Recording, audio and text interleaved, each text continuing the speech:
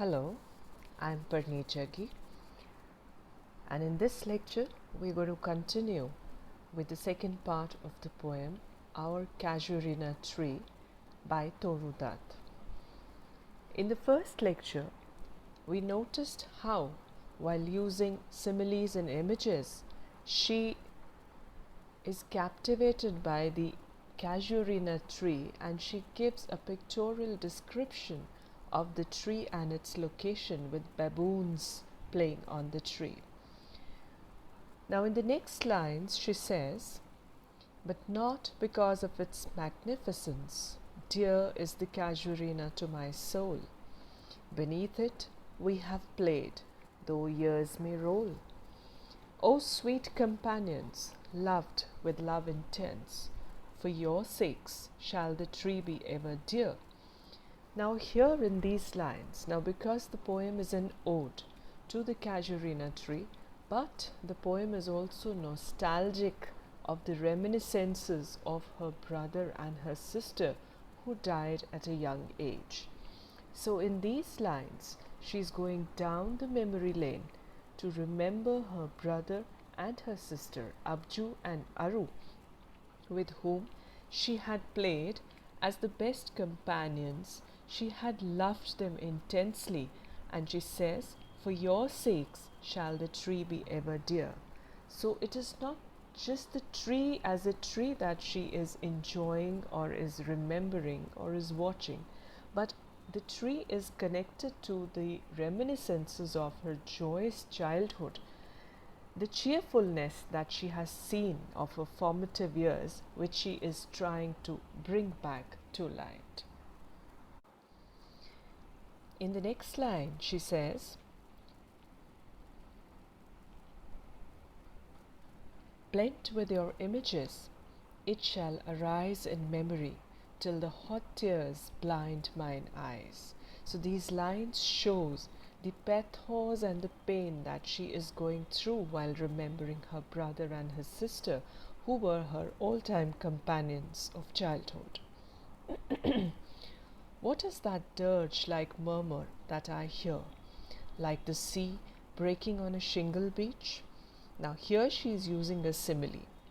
What is that dirge-like murmur? What is that sad song that I can hear, like as if a sea is breaking on the shore with a shingle beach? So now here we have the sound imagery also, and we have the nostalgic spirit also evoking out of the poem, in which she can hear the sad song, which is indicative of her painful memories of the joyous childhood, which she now misses a lot. It is the tree's lament, an eerie speech that haply to the unknown land may reach. So the tree is lamenting. In her eyes, she can see the tree, she can hear the tree lamenting. It is an eerie speech. Now, this is a kind of a personification that she is giving sound to the tree, who seems to be lamenting of that childhood, of that lost companionship and joys of childhood.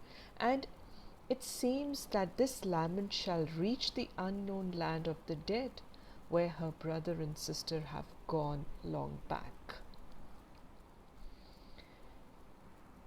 So next she says, "Unknown, yet well known to the eye of faith.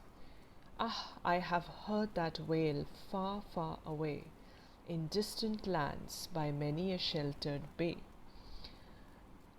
Now here faith is again religion, religious faith. This stanza is getting philosophical now. She observes unknown yet well known to the eyes of faith. Now, unknown here simply does not denote the native home of the poet, but also the world of the departed souls. Both the kids have already departed from this world, and a man who has the eye of faith can see in the unknown lands as well as the well-known lands. So she gets spiritual, mystical in these lines, and she says, "One slumbered in his cave, the water wraith." Water wraith is the sea god. Now this is an allusion and the waves gently kissed the classic shore of France or Italy beneath the moon when earth lay tranced in a dreamless swoon. And every time the music rose, before mine inner vision rose a form sublime.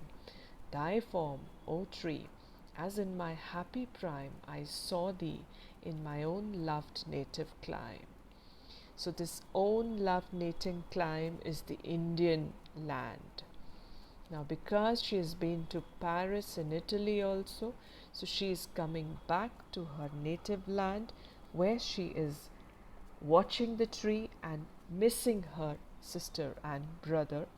Now the music which Toru Dutt refers to here is not an ordinary music which we hear in our daily routine, but it is the music of the soul, which is eternal. It never dies and it continues to vibrate with the highest experience in the mind of the seeker.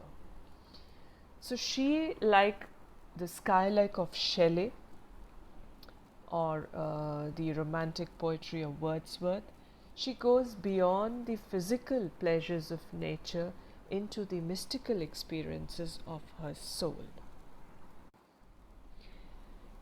Therefore, after attaining this mystical stance, and she says, my vision rose a form sublime, attaining a sublimity of the soul, she proceeds that, therefore, I fain would consecrate a lay unto thy honour, tree, beloved of those who now in blessed sleep for aye repose. So she says, I fain, I gladly would consecrate a lay, I would compose a holy song with utter happiness in your honor, O tree. O tree, you are the beloved of those who are now blessed with a sleep, and they are sleeping peacefully. Dearer than life to me, alas, were they. So this shows the intense love that she shared with her sister and brother who are no more, and she lost them very early. Mayst thou be numbered when my days are done with deathless trees like those in Borrowdale. Now Borrowdale is another allusion, the name of a valley in Lake District. So now she is again paying a tribute to the tree as well as her siblings through these lines.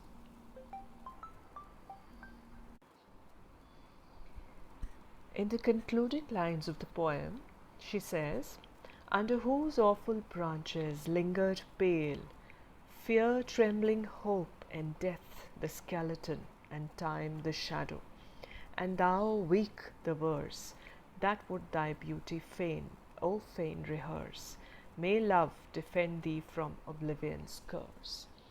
Now here she is absolutely transcending the mortal, the materialistic and the mundane frame of life, and she has kind of attained the power of love to overcome the negative forces like death and darkness, fear and terror. All these forces are those forces whom man fears.